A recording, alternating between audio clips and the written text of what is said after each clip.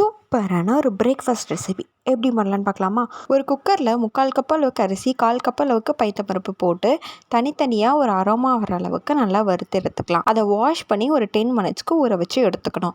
அதுக்கப்புறம் குக்கரில் 4 table spoon அளவுக்கு தேங்காய் எண்ணெய், கடுகு, உளுத்தம்பருப்பு, சீரகம், கடலைப்பருப்பு இது எல்லாத்தையும் சேர்த்து நல்லா பொரிஞ்சதுக்கப்புறமா காஞ்ச மிளகா, அப்புறம் ஒரே ஒரு பச்சை மிளகாவை குட்டி குட்டியாக கட் பண்ணி போட்டு குட்டி சைஸ் கட்டி பெருங்காயமும் போட்டு நல்லா பொரிஞ்சதுக்கப்புறமா 2.5 கப் அளவுக்கு தண்ணி ஊற்றி நல்லா கொதிக்க வச்சு எடுத்துக்கணும். இதிலே தேவையான அளவு உப்பையும் போட்டு நல்லா கொதிக்க விட்டு எடுத்ததுக்கப்புறமா நம்ம ஊற வச்சுருக்க அரிசியும் பருப்பையும் இதில் சேர்த்து குக்கரில் 3 விசில் விட்டு இறக்குனா சூப்பரான சொஜ்ஜு ரெடி. இதை தேங்காய் சட்னி கூட சர்வ் பண்ணால் செம்ம சூப்பராக இருக்கும். இந்த ரெசிபியை மறக்காமல் உங்கள் வீட்டில் செஞ்சு பார்த்துட்டு எப்படி இருக்குன்னு கமெண்ட் செக்ஷனில் சொல்லுங்கள். அப்படியே இந்த வீடியோவை உங்கள் ஃப்ரெண்ட்ஸ் அண்ட் ஃபேமிலிக்கும் ஷேர் பண்ணி நம்ம சேனலை சப்ஸ்கிரைப் பண்ணி சப்போர்ட் பண்ணுங்கள். பாய்.